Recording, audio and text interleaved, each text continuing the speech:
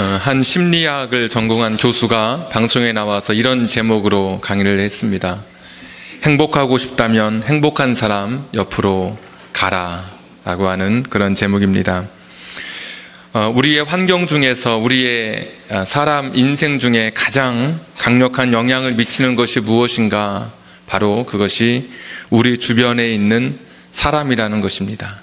그래서 행복하려면 행복한 사람 옆에 가면 당신이 행복할 수 있다라고 하는 그런 강의의 주제였습니다.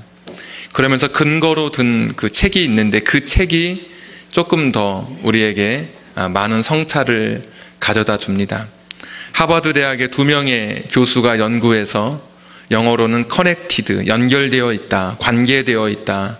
그리고 우리나라의 책은 행복은 전염된다라고 하는 그런 제목으로 김영사에서 발간한 그런 책을 가지고 강의를 한 것입니다. 그 내용에 보면 이렇게 이야기가 전개됩니다. 내 친구가 행복하면 내가 행복할 가능성이 15% 증가된다고 합니다. 그러니까 내 친구가 행복하면 내가 15% 행복할 가능성이 증가되고, 내 친구의 친구가 행복하면 나까지 행복할 확률이 10% 증가된답니다. 내 친구의 친구가 행복하면 꽤 멀리 떨어져 있죠. 그래도 내가 행복할 확률이 6%가 된다. 그런데 4단계를 벗어나면 더 이상 의미가 없고 딱 3단계까지, 그래서 15%, 10%, 6%, 주변에 있는 사람이 행복하면 행복할수록 내가 행복할 가능성이 커진다는 것을 연구를 통해서 책으로 발간을 한 것입니다. 그래서 결론은 행복은 강한 전염력을 갖고 급속도로 확산된다. 이제 그 책의 내용을 가지고 한 교수가 이제 그 강의를 하게 된 것입니다. 여러분이 행복하게 살고 싶으시다면 제가 비결을 알려드리면, 행복한 삶을 사는 사람과 같이 지내는 시간을 늘리면 늘릴수록, 오래 같이 있으면 있을수록 아마 여러분은 좀 더 행복한 마음과 행복함을 누리게 될 것입니다. 아니면 여러분 주변에 있는 사람들 가운데 우울하고 늘 불안하고 늘 부정적인 사람과 여러분이 함께 한다면, 제가 단언하건대 얼마 못 가서 아마 여러분도 그렇게 부정적이거나 굉장히 좀 마음속에 우울할 가능성이 여러분에게 있다는 것을 말씀을 드리고 싶습니다. 그래서 그만큼 우리 주변에 누가 있느냐, 이것이 굉장히 중요하다는 그런 이야기입니다. 만약에 여러분이 행복한 삶을 살고 있다면 여러분 자신을 위해서도 좋은 것이지만 여러분은 여러분 주변의 행복을 전염시키는 사람입니다. 내가 행복하면 내 가족이 벌써 15% 행복할 가능성이 늘어나게 됩니다. 내 친구들이 15% 행복에 대한 그런 가능성이 확장됩니다. 그리고 그 친구 나는 모르지만 10%, 또 그 하나 더 건너뛴 그 친구까지 6%의 행복이 전염될 수 있는 것, 이것이 연구를 통해서 밝혀진 그런 결과입니다. 행복은 전염된다. 근데 실제로 오늘 이 행복을 전염시켰던 한 사람을 제가 여러분에게 좀 소개해 드리려고 합니다. 오늘 8장에 나오는 빌립이라고 하는 7 집사 중에 한 명이었던 집사님이었습니다. 그는 자기가 가진 그 기쁨을, 그 행복을 가는 곳마다 전염시켰던 그런 사람이었습니다. 여러분 8장 4절 한번 보십시오. 그 흩어진 사람들이 두루 다니며 복음의 말씀을 전할세 5절 빌립이 사마리아 성에 내려가 그리스도를 백성에게 전파하니. 사마리아 성에 내려가서 그리스도를 백성에게 전파할 때 8절 그 성에 큰 기쁨이 있더라. 사마리아 성에 큰 기쁨이 있었다고 이야기합니다. 원래 사마리아라고 하는 이 도시는 기쁨을 갖지 못한, 기쁨을 잉태하지 못한 그런 도시였습니다. 3년 전에 예수님이 사마리아 성의 수가라고 하는 동네의 우물가에 있었을 때 그 수가성의 여인의 고백을 들어보면 그 사마리아 사람들은 자존감을 1%도 갖고 있지 않았던 그런 사람들이었습니다. 다른 사람들이 우리를 상종하지 않아도 우리는 마땅한 사람들이라고 생각했던 그런 사람들이었고, 유대인들이 우리 사마리아 사람들 개와 돼지 취급하는 것을 당연하게 받아들였던 그런 사람들입니다.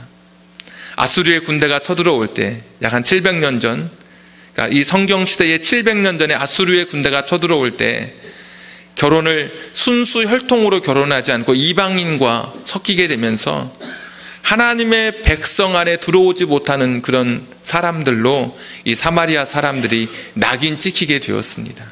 그러니까 사마리아 출신은 절대로 사마리아를 넘어서서는 출세할 수 없는 사람들입니다. 암울한 도시고, 그들이 성전을 세웠지만 오히려 유대인의 공적을 받아서 짝퉁 성전을 세웠다고 오히려 더 비난받았던 역사를 가진 도시가 바로 사마리아였습니다. 그러니까 늘 그들은 주님의 은혜를 기다렸고 하나님의 도우심을 기다렸던 사람들이었지만 그들의 환경에는, 그들의 삶의 이 정황은 기뻐할 수 없는 그런 태생적인 그런 도시가 사마리아였습니다. 그런데 빌립을 통해서 빌립이 가졌던 그 기쁨이 이 도시에 전염된 것입니다. 정말 빌립 한 사람을 통해서 그 도시의 사람들이 그 기쁨을 흡수하기 시작했습니다. 이번 한 번만 그런가 성경을 읽으면서, 이번 주 사도행전을 읽어가면서 또 추수감사절을 또 같이 또 머릿속에 염두에 두면서 성경을 읽다 보니까 감사, 기쁨, 기뻐하다 이런 단어에 조금 더 사도행전을 읽어가면서 좀 중심, 마음에 좀 거기에 주안점을 두고 성경을 읽다 보니까 오늘 빌립의 또 하나의 기쁨을 전염시켰던 모습을 찾아볼 수 있었습니다. 8장 26절 한번 보십시오. 8장 26절. 주의 사자가 빌립에게 말하여 이르되 일어나서 남쪽으로 향하여 예루살렘에서 가사로 내려가는 길까지 가라 하니 그 길은 광야라. 27절. 일어나 가서 보니 에디오피아 사람 곧 에디오피아 여왕 간다게의 모든 국고를 맡은 관리인 네시, 재무장관이었던 네시가 예배하러 예루살렘 왔다가 돌아가는데 수레를 타고 선지자 이사야의 글을 읽더라. 30절. 빌립이 달려가서 선지자 이사야의 글 읽는 것을 듣고 말하되 읽는 것을 깨닫느냐. 31절. 대답하되 지도해 주는 사람이 없으니 어찌 깨달을 수 있느냐 하고 빌립을 청하여 수레에 올라 같이 앉으라 하니라. 읽는 성경 구절은 이것이니 이사야서 53장의 말씀이죠. 자, 34절. 그 네시가 빌립에게 말하되 청컨대 내가 묻노니 선지자가 이 말한 것이 누구를 가리킴이냐, 자기를 가리킴이냐, 타인을 가리킴이냐. 지난주 금요일날 우리 이사야서 말씀 나눴지만 어려운 것이 주어가 누구인지 어렵다 그랬죠. 이 네시도 어려웠습니다. 도대체 이것이 고레스를 가리키는 것인지, 이것이 이사야 자신을 가리키는 것인지, 아니면 또 다른 존재를 가리키는 것인지 굉장히 어려웠습니다. 빌립이 해석을 해주죠. 자, 여러분 39절 보십시오. 39절. 둘이 물에서 올라올세. 둘은 그 네시와 빌립을 이야기하는 거겠죠. 둘이 물에서 올라올세 주의 영이 빌립을 이끌어 간지라. 네시는 여러분 어떻게 길을 걸어갑니까? 기쁘게 길을 걸어가게 됐습니다. 에디오피아에서 예루살렘까지 1500km 되는 거리입니다. 마차로 편도 5달이 걸리는 그런 거리입니다. 이 사람은 한 나라의 국고를 맡은 재무장관이었기 때문에 10달 정도 자리를 비울 수 있는 그런 힘이 있었고, 그리고 10달 정도 여행할 수 있는 돈이 있었고, 또 풍부했었기 때문에 비쌌던 그 당시에 이사야서 필사본을 가지고 있을 만큼 부를 가지고 있었던 사람이었지만, 이 사람은 5달 동안 빌립을 만나지 못했다면 굉장히 답답하게 그의 인생의 여정을 그가 여행했을 것입니다. 풀리지 않는 문제를 가지고 5달 동안 마차에서 터덕터덕 그 먼 길 고향 땅 돌아갈 때 그는 답답했을 것입니다. 오순절 집회에 참석하기 위해서 이곳에 왔지만, 그리고 그 하나님의 성전의 이방인의 뜰에서 감격적으로 성전 뜰을 밟으면서 그 감격을 느꼈지만, 그리고 아마도 이 사람은 굉장히 유력한 사람이었기 때문에 아마도 그 당시에 안나스 대사장도 만났을 것이고 산헤드린 의원들도 만났을 것이고, 어쩌면 가장 고명했던 그 당시의 랍비들을 만나서 유대교에 대한 지식을 아마 들었을 것입니다. 그런데도 그의 마음은 공허하고 행복하지 않고 기쁨이 없었던 것이죠. 그런데 오늘 빌립을 만나서 그가 기쁘게 자신의 그 고향으로 돌아가는 그 길을 걸어갈 수 있었던 것입니다. 빌립이 그 기쁨을 전염시켜주지 않았더라면 아무리 돈이 많고 권력이 있었어도 이 사람은 여전히 답답한 채 갈증을 느낀 채 아마 살아갔을 것입니다. 네, 그에게는 빌립이라고 하는 좋은 사람이 곁에 있었기 때문에 그 기쁨을 전염받아서 이 사람이 기쁘게 자기 고향으로 돌아갔다는 것입니다. 그러면 여러분, 빌립은 굉장히 기쁨을 가지고 있었던 사람, 빌립은 우리가 볼 때 굉장히 행복했던 사람으로 사실 그렇게 생각하기 쉽습니다. 사도행전을 쭉 읽어보신 분들은 아시겠지만 사도행전 1장 8절에 예수님께서 너희가 성령을 받고 그리고 그 권능을 가지고 이 예루살렘으로부터 시작해서 유대와 사마리아와 땅끝까지 내 증인이 되리라고 말씀해 주셨죠. 근데 제자들과 예수님의 그 믿음을 따르던 사람들은 예루살렘을 떠나지 않았습니다. 예루살렘 안에서 하나님의 말씀을 전하고 있었습니다. 그런데 스데반이 7장에서 죽으면서 8장에서 박해가 일어나고 큰 박해가 일어나고 그때부터 이 유대와 사마리아로 사람들이 흩어지기 시작하면서 사도행전 1장 8절의 말씀이 유대와 사마리아로 퍼져가는 말씀이 오늘 8장에서 비로소 실현되기 시작합니다. 그리고 땅끝까지 복음이 전해지는 것은 13장에 가면 안디옥 교회가 세워지면서 선교사를 파송하면서 땅끝까지 복음이 전해지는 겁니다. 그러니까 사도행전은 복음이 어떻게 확장되어졌는지 그런 역사가 실제로 기록된 그런 책이죠. 그래서 오늘 8장은 어떤 내용이냐, 핍박 때문에 사람들이 사도들만 예루살렘에 남고 읽었던 말씀입니다. 다 유대와 사마리아로 흩어졌다는 것입니다. 흩어진 사람 중에 오늘 빌립 집사님이 있는 겁니다. 요즘 말로 하면 난민입니다. 난민. 시리아에서 박해와 전쟁을 피해서 그 고향을 떠났던 사람들 아시죠? 배가 엎어져서 사람들이 죽어갑니다. 이산가족이 되는 그 고통, 삶의 터전을 내려놓고 다른 곳을 찾아서 죽음을 피해서 떠났던 사람들을 지금 여러분 TV를 통해서 보고 계시죠. 시리아에서 유명한 축구감독, 평생 공을 찼던 축구감독이었지만 허망하게 한 여기자의 발에 채워서 넘어지는 것, 이것이 난민입니다. 아일린 쿠르디라고 하는 3살배기 어린아이가 터키 해변에 머리를 숙인 채 죽음으로 발견되어서 전 세계의 눈물을 흘리게 했지만 여전히 지금도 보트는 뒤엎어져서 사람들이 여전히 제2, 제3의 쿠르디가 죽어가고 있는 사람들이 있다는 것. 국경 정비대, 수비대에 맡겨서 한 걸음도 나아가지 못하고 국경이 열리기만을 하염없이 기다리는 사람들, 이것이 지금 이 시대에 보는 난민의 모습입니다. 빌립이 그런 사람입니다. 얼마 전에 같이 임직식을 했던 스데반 집사님이 돌에 맞아 죽었습니다. 이제 자기 차례입니다. 죽는 것이 두려웠지 않았지만, 그러나 예루살렘은 우리가 지킬 테니 모든 사람들은 일단 다른 곳으로 피하라는 사도들의 결정에 따라서 사마리아까지 왔지만 그의 형편은 좋을래야 좋을 수 없죠. 그의 삶이 편안할래야 편안할 수 없죠. 어제까지 장사하던 일터를 다 놓아두고 멋지게 수리했던 집을 다 내팽겨둔 채 몸 누일 곳 없는, 한 번도 어쩌면 사람들이 사마리아 땅을 가지 않은 곳이니까 일부러 직선으로 갈 수 있지만 돌아서 가는, 피하여 가는, 유대인들이 절대로 가지 않았던 그런 사마리아였기 때문에 그런 곳에 와서 오늘 빌립이 지금 복음을 전하고 있는 겁니다. 그가 기쁨을, 행복을 가진 조건이 있어서 행복을 나누어주고 기쁨을 나누어준 사람이 아니었습니다.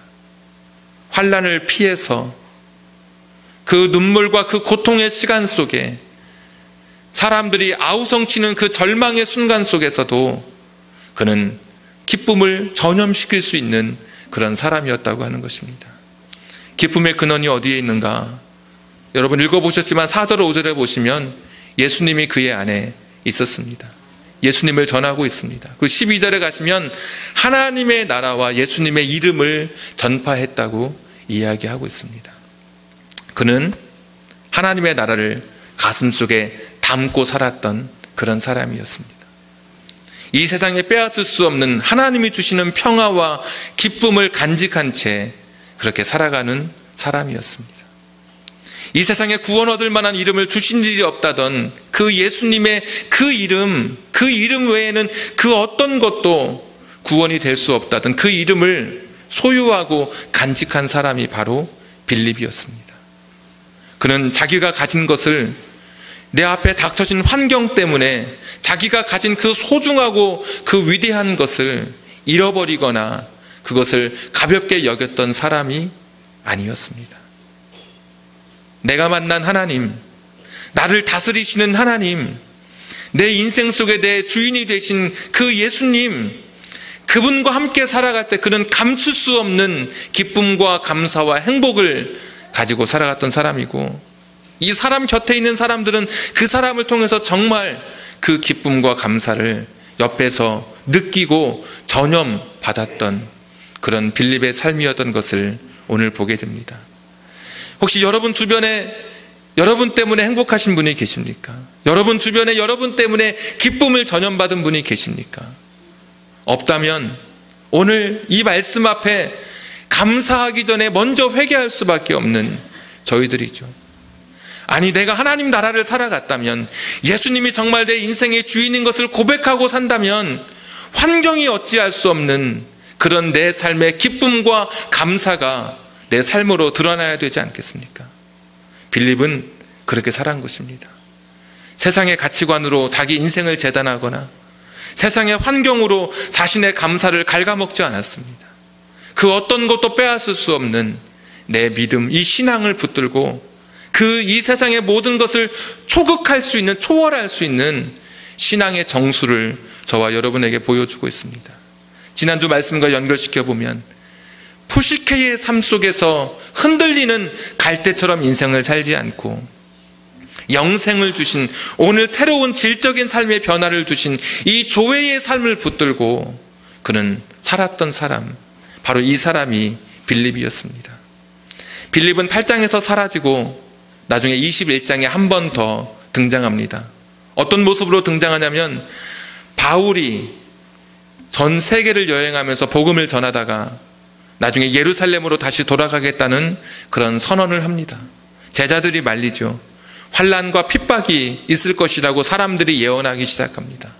바울이 유명한 고백을 하죠. 환난과 핍박이 나를 기다린다 할지라도 내가 주님께 받은 그 사명이 있는데 그 생명의 복음을 전하는 일에는 내 생명을 내가 아끼지 않을 것이라고, 나는 죽는 것도 내 목숨을 내어놓을 것이라고 하면서 예루살렘으로 들어갑니다. 그때 예루살렘에 가기 전에 항구에 도착하는데 그 항구 도시가 가이사랴입니다.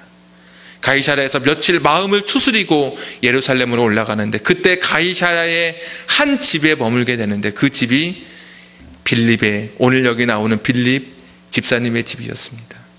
거기 보니까 4명의 딸이 이야기가 나오는데 4명 다 어떤 사람이었냐면 하나님의 영으로 충만하여져서 하나님의 말씀을 예언하는 사람으로 4명 딸이 다 등장합니다. 저는 이 말씀 앞에 사실 굉장한 충격을 받았습니다. 빌립이 도대체 어떤 삶을 살았길래 4명의 딸들 다 하나님으로 충만한 삶을 살아갈 수 있었을까? 목사가 자식 4명이 있다고 했을 때 신학교 4명 보내는 거 여러분 절대로 쉬운 것 아닙니다. 목사가 자기의 자녀들이 신학교 간다고 자원할 수 있다는 건 이거 보통 일 아닙니다. 목사는 강단에서 설교하고 하나님 나라를 이야기하고 예수님에 대해서 이야기하고 기쁘라고 이야기하고 감사하라고 저처럼 이야기하지만 가정에서는 여러분들이 그런 것처럼 무장 해제되는 것이 목사 역시 피할 수 없습니다. 가정에 가면 자기 삶의 진면목이 사실 다 드러나게 되어 있습니다. 감출래야 감출 수 없는 곳이 가정입니다. 그가 기쁨을 말만 했더라면 4명의 자식 모두가 그렇게 하나님 앞에 헌신하는 삶을 살지 못했을 것입니다. 그는 기쁨을 말하는 사람이 아니라 기쁨을 살았던 사람입니다. 감사를 이성적으로 받아들인 사람이 아니라 자신의 마음속에 감사로 가득 찬 사람이었습니다.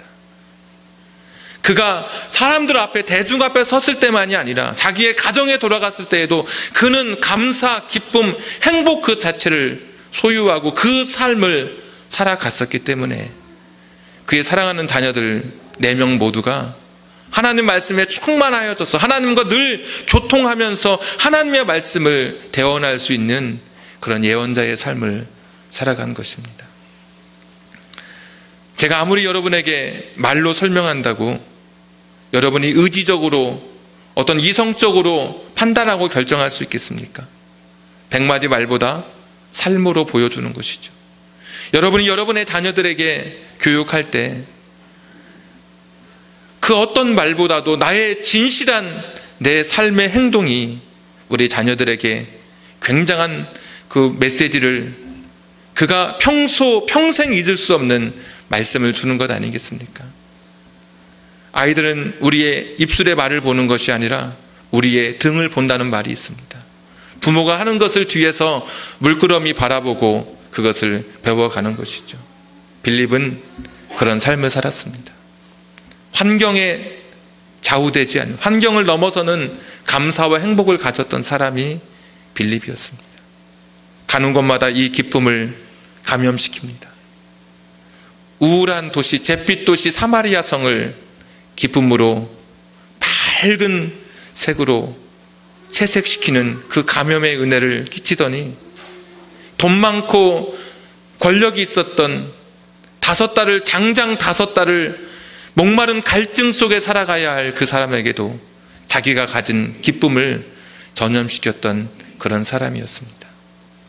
온도 조절계와 온도계 같은 사람이 있다는 이야기 여러분 들어보신 분이 계실 것입니다. 온도계 같은 삶은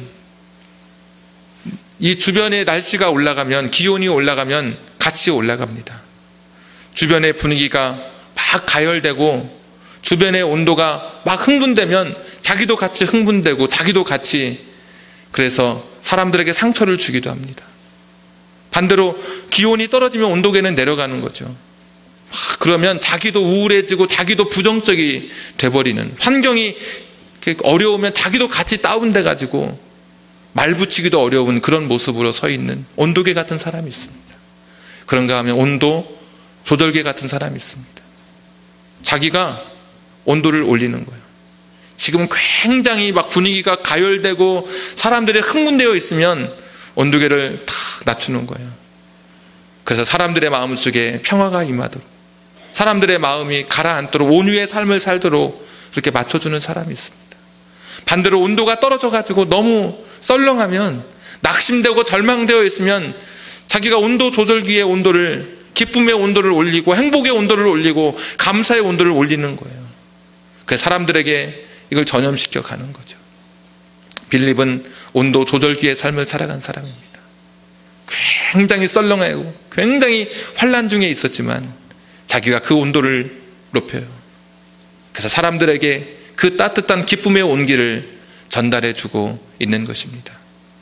1년을 여러분 돌아보십시오. 생각해 보면 우리는 감사할 것이 사실은 너무나 많은 그런 사람들입니다. 서수지의 물이 다 사라지기까지 물고기가 그 물의 고마움을 알았을까요? 몰랐겠죠. 태풍이 불기까지는 그 들에 피어있던 그 꽃이 산들바람 불어오는 그 바람의 고마움을 알았을까요? 사실 모르죠.